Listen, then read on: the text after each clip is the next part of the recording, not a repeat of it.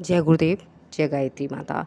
और मेरा उन सभी भाई बहनों से सादर प्रणाम जो ये मेरी वीडियो देख रहे हैं अथवा मेरे चैनल को सब्सक्राइब कर शेयर करते हैं।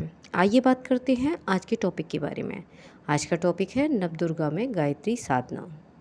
देखिए, हमारे हिंदू धर्म के अनुसार जो हिंदू के दो त्योहार आते हैं, नवदुर्गा, और 2 बार ये जब नौ दुर्गा आती हैं तो इसमें हमें गायत्री साधना करने का मौका मिलता है।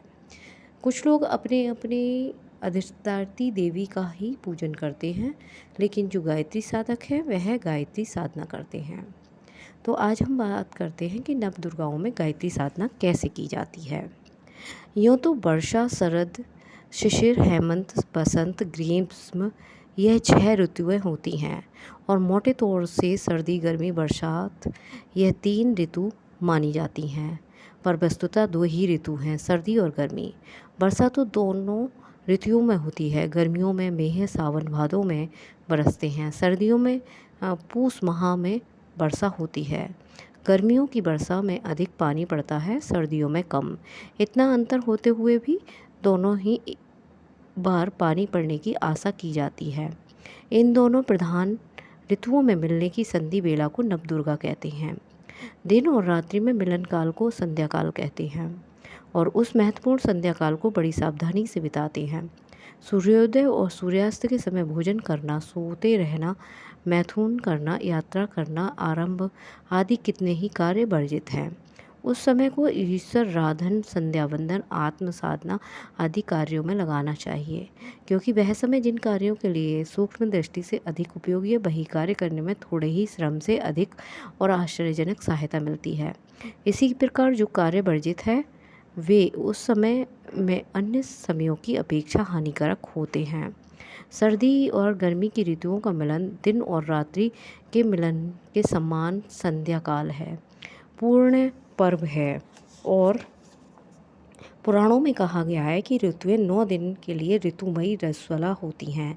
जैसे रजस्वला की विशेष आहार विहार और आचार विचार आदि का ध्यान रखना आवश्यक होता है, वैसे ही उस संध्या काल का संधि बेला में रजस्वला अवधि में विशेष स्थिति में रहना आवश्यक होता है। आरोग्य शास्त्र के पंडित जानते हैं कि अश्विन और चैत्र में जो सूक्ष्म ऋतु परिवर्तन होता है उसका प्रभाव शरीर पर कितनी अधिक मात्रा में होता है। उस प्रभाव से स्वास्थ्य की दीवारें हिल जाती हैं और अनेक व्यक्ति ज्वर, जूड़ी, हैजा, दस्त, चेचक, अवसाद आदि अनेक रोगों से ग्रस्त हो जाते हैं। वैद्य डॉक्टरों के दवाखानों में उन दिनों बीमारों का मेला लगा रहता है। वैद्य लोग जानते हैं कि बवन, विरेचन, नस्य स्वादन, स्वस्ति, रक्त मोक्षण आदि शरीर शोधन कार्यों के लिए आश्विन और चैत्र का महीना ही सबसे उपयुक्त है। इस समय में दशहरा और रामनवमी जैसे 2 प्रमुख त्यौहार नवदुर्गाओं के अंत में होते हैं।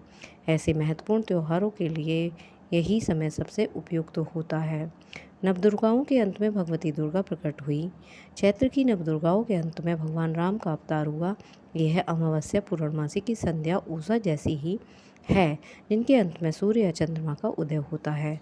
ऋतु परिवर्तन का अवसर वैसे सामान्य दृष्टि से तो कष्टकारक, हानिप्रद जान पड़ता है। उस समय अधिकांश लोगों को कुछ न कुछ शारीरिक कष्ट, कोई छोटा बड़ा रोग हो जाता है, पर वास्तव में बात उल्टी होती है। उस समय शारीरिक जीवन शक्ति में ज्वर की सी अवस्था उत्पन्न होती है और उसके प्रभाव से पिछले 6 मास में आहार विहार में जो अनियमितताएं हुई, हमने को अभ्यास या अस्वादवश जो अनुचित और अतिरिक्त सामग्री ग्रहण करके दूषित तत्वों को बढ़ाया, वह शक्ति उनके निराकरण का उद्योग करने में लगती है। यह दोष निष्कासन की प्रतिक्रिया सामान्य जड़ी बुखार, जुखाम, खांसी आदि के रूप में प्रकट होती हैं। यदि उपवास या स्वल्प आहार द्वारा शरीर को अपनी सफाई आप करनी होती है तो ऐसा मौका हाथ से नहीं निकालना चाहिए और जब वो उपासना द्वारा मानसिक क्षेत्र के मल विक्षेपों को दूर करने का प्रयत्न करें तो आगामी कई महीनों के लिए रोगों से बचकर स्वस्थ जीवन बिताने के योग्य बन सकते हैं। गायत्री का ये लघु अनुष्ठान इस दृष्टि से परम उपयोगी है। क्वार और चैत्र मास शुक्ल पक्ष की प्रतिपदा यानी पड़वा से लेकर नवमी तक 9 दुर्गाएं रहती हैं। ये समय गायत्री साधना के लिए सबसे अधिक उपयुक्त है।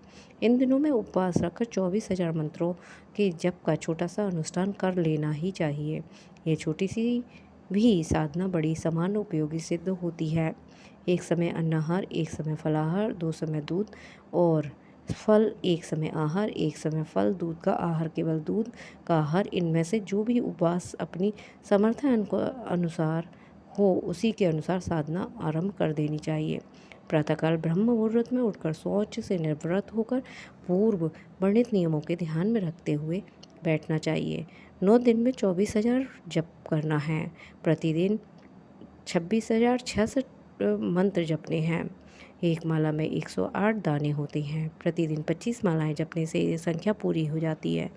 3-4 घंटे में अपनी गति के अनुसार इतनी मालाएं आसानी से जपी जा सकती हैं। यदि एक बार में इतने समय लगातार जप करना कठिन हो तो अधिकांश भाग प्रातःकाल पूरे करके न्यून अंश सायंकाल को पूरा कर लेना चाहिए। अंतिम दिन हवन करना चाहिए। उस दिन पूर्ण वर्णित हवन के अनुसार कम से कम 108 आहुतियों का हवन कर लेना चाहिए। ब्राह्मण भोजन और यज्ञ पूर्ति की दान दक्षिणा भी यथाविधि व्यवस्था करनी चाहिए। यदि छोटा 9 दिन का अनुष्ठान नवदुर्गाओं के समय में प्रति वर्ष करते रहा जाए तो सबसे उत्तम है। स्वयं न कर सके तो किसी अधिकारी सुपात्र ब्राह्मण से ये करा लेना चाहिए। यह 9 दिन साधना के लिए बड़े उपयुक्त हैं। कष्ट निवारण, कामना पूर्ति और आत्मबल बढ़ाने के लिए इन दिनों की उपासना बहुत लाभदायक है। आगामी दुर्गाएं निकट हैं और हर साधक के लिए अनुष्ठान करने का लाभ प्राप्त करना चाहिए। नव दुर्गाओं के अतिरिक्त छोटे मोटे अनुष्ठान उसी प्रकार कभी भी किए जा सकते हैं। सवा लक्ष्य का जप 40 दिन में होने वाला पूर्ण अनुष्ठान है। 9 दिन का एक बाल अनुष्ठान कहलाता है। सुविधा अनुसार, आवश्यकता अनुसार उसे भी करते रहना चाहिए। ये तपोधन जितनी अधिक मात्रा में किया जा सकता है उतना ही उत्तम है। आज के लिए इतना ही काफ़ी। आगे बात करते हैं कल के टॉपिक में। तब तक मेरा आप सभी को नमस्कार। जय गुरुदेव, जय गायत्री माता।